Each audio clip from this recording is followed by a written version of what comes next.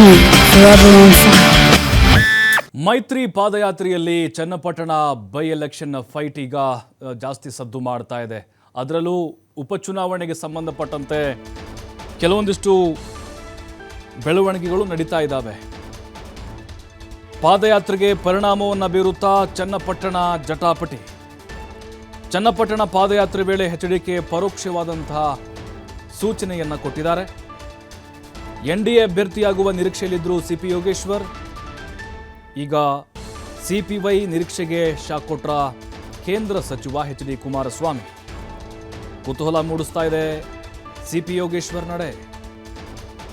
ಕಾಂಗ್ರೆಸ್ ಪಾಲಿಗೆ ವರವಾಗುತ್ತಾ ಎಚ್.ಡಿ. ಕುಮಾರಸ್ವಾಮಿಯವರ ಹೇಳಿಕೆ. ಏನಾಗಲಿದೆ ಹಾಗಾದರೆ ಎಚ್ಡಿಕೆ ಕರ್ಮಭೂಮಿಯ ಭವಿಷ್ಯ?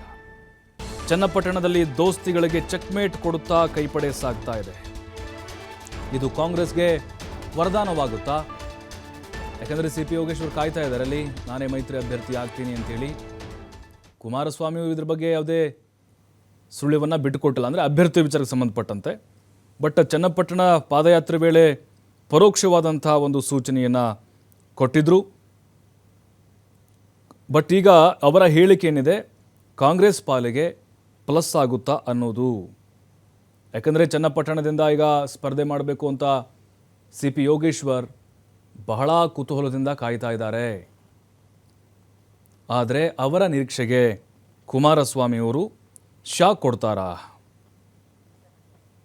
ಮತ್ತಷ್ಟು ಮಾಹಿತಿ ಎಲ್.ಎನ್. ಸ್ವಾಮಿ ನೀಡ್ತಾರೆ. ಎಲ್.ಎನ್. ಸ್ವಾಮಿ, ಗಮನಿಸ್ತಾ ಇದ್ದೀವಿ ಈಗ ಪಾದಯಾತ್ರೆ ಒಂದು ಕಡೆ ಆದರೆ ಜನಾಂದೋಲನ ಕಾರ್ಯಕ್ರಮದ ಮೂಲಕ ಅಲ್ಲಿ ಕಾಂಗ್ರೆಸ್ ನಾಯಕರ ಅಬ್ಬರ.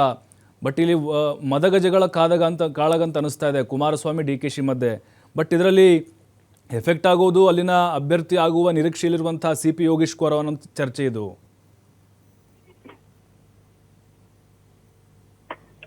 ಪ್ರಭು, ಚನ್ನಪಟ್ಟಣದ ಬೈ ಎಲೆಕ್ಷನ್ ಸಾಕಷ್ಟು ಕಾವು ಮೂಡಿಸ್ತಾ ಇದೆ.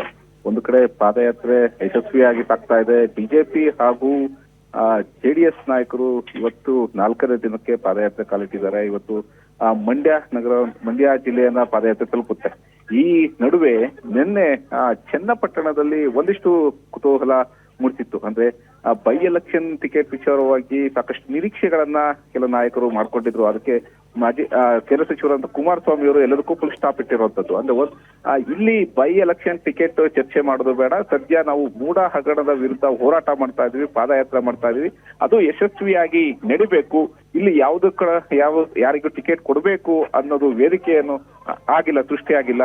ಹಾಗಾಗಿ ಈ ವಿಚಾರದ ಬಗ್ಗೆ ಮಾತನಾಡೋದು ಬೇಡ ಎಂಬ ಎಚ್ಚರಿಕೆಯನ್ನ ಮತ್ತೆ ಪರೋಕ್ಷ ಸೂಚನೆಯನ್ನ ಕುಮಾರಸ್ವಾಮಿ ಅವರು ಕೊಟ್ಟಿರುವಂತದ್ದು. ಅಂದ್ರೆ ಸಿಪಿ ಯೋಗೇಶ್ವರ್ ಅವರು ಚನ್ನಪಟ್ಟಣದಿಂದ ಬೈ ಎಲೆಕ್ಷನ್ಗೆ ಟಿಕೆಟ್ ಆಕಾಂಕ್ಷಿ ಇದ್ದಾರೆ. ಸಾಕಷ್ಟು ಕಸರತ್ತುಗಳು ಬಹಿರಂಗವಾಗಿ ಮತ್ತು ತೆರೆಮರೆಯಲ್ಲಿ ನಡೀತಾ ಇದೆ. ಹಾಗಾಗಿ ಎಲ್ಲದಕ್ಕೂ ಫುಲ್ ಸ್ಟಾಪ್ ಹಾಕೋದಕ್ಕೆ, ಅಂದ್ರೆ ಈಗಿರುವ ಗೊಂದಲವನ್ನ ಹೆಚ್ಚಳ ಮಾಡ್ಕೊಳ್ಳೋದು ಬೇಡ, ಪಾದಯಾತ್ರೆ ಯಶಸ್ವಿಯಾಗಿ ನಡೆಯಲಿ.